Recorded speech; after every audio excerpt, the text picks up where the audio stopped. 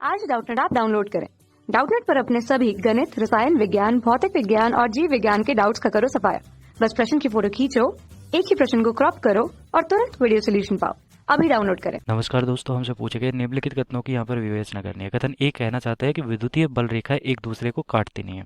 और कथन दो हमारा कह रहा है कि बल रेखा के किसी बिंदु पर खींची गई स्पर्श रेखा की दिशा उस बिंदु पर क्षेत्र की तीव्रता को दर्शाता है। तो यहाँ पर दो कथन दे रखे हैं, ये सही व्याख्या कर रहे हैं या सही है गलत है ये हमें बताना है। तो देखो यहाँ पर बल रेखाएं होती क्या है, जैसे कि हमने क्या लिया कि एक धनात्मक आवेश लिया, तो जो बल रेखाएं होती है उसका मैंने क्या किया कि एक आवेश रख दिया उसके पास, एक धनात्मक आवेश ले लिया, एक ऋणात्मक आवेश ले लिया। धनात्मक आवेश से बल रेखाएं निकलती है और ऋणात्मक आवेश की तरफ जाता है। मैंने एक एकांक आवेश ले लिया, कोई छोटा सा आवेश ले लिया, तो अगर मैं उसको छोड़ दूंगा तो ये इस प्रकार चलना गति कर देगा, तो मुझे ये बल रेखा मिल जाएगी। ठीक है, ऐसे ही अगर मैं यहाँ पर छोड़ूंगा तो ये इस प्रकार चलना शुरू कर देगा। तो अनंत रेखाएं होती है वैसे, तो मैंने ये तीन चार दिखा रखी है। तो धनात्मक आवेश को ही यहाँ पर रख रहा हूँ। ठीक है, धनात्मक आवेश को रखूंगा तो इस प्रकार गति करेगा, ऋणात्मक करूँ रखूंगा तो विपरीत दिशा में गति करना प्रारंभ कर देगा।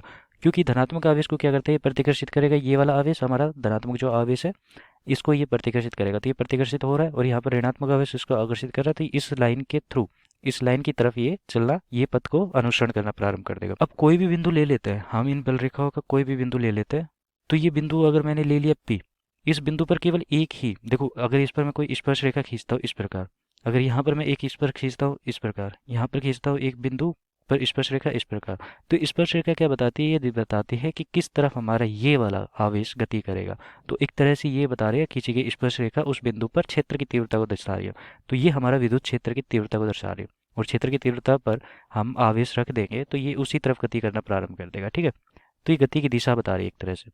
ई सदिश, ये विद्युत क्षेत्र हो गया हमारा। इसके चारों ओर जो बल रेखा है वो विद्युत क्षेत्र है। ठीक है, इसका धनात्मक आवेश और ऋणात्मक आवेश का यहाँ पर दिखा रखा है मैंने, उन दोनों का एक साथ है। यहाँ पर धनात्मक आवेश हमेशा यहाँ पर निकलेगी जो बल रेखाएं होती है और ऋणात्मक आवेश में हमेशा अंदर जाएगी। अगर ये अकेला भी होता तो ये इस प्रकार यहाँ पर लंबा चला जाता, जैसे कि यहाँ पर रख देता मैं, तो ये इस प्रकार गति करना प्रारंभ कर देता सीधी रेखा में, और यहाँ पर हमारी विद्युत क्षेत्र की दिशा इस प्रकार होती है। ठीक है, इस तरफ होती है। तो देखो हमारा जो ये वाला आवेश है ये एक ही दिशा में गति कर सकता है, और ऐसा तो है नहीं कि यहाँ पर ये दो दिशा में एक साथ गति कर देगा, इस तरफ भी जा रहा है और इस तरफ भी जा रहा है, ऐसा तो हो नहीं सकता।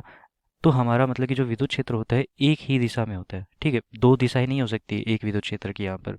तो इस कारण मैं क्या कह सकता हूँ कि यहाँ पर विद्युत बल रेखा एक दूसरे को नहीं काटती।